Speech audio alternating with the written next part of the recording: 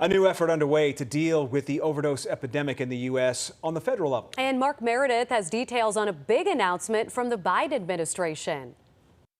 Health experts warn America's opioid epidemic is far from over. But the Biden administration says with an additional $450 million in new funding, they hope to combat the crisis and save countless lives. Everyone, no matter who you are, is impacted by this crisis. This is something we can all find common grounds.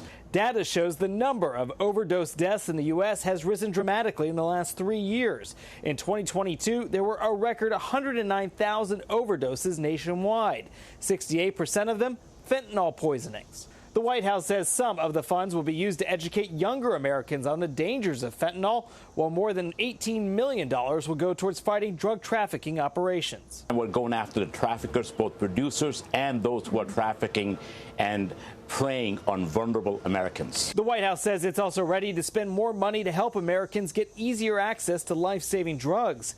This week, naloxone, known as Narcan, is being shipped to pharmacies for the first time ever.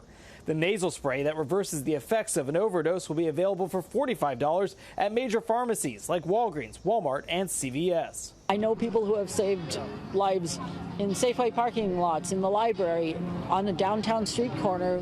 They came across someone who needed Narcan, and they had it, and they were able to save someone's life. The White House says it's also going to dole out some money and individual grants to communities to let local leaders already on the ground decide the best way to combat the drug crisis. At the White House, Mark Meredith, Fox 32, Chicago.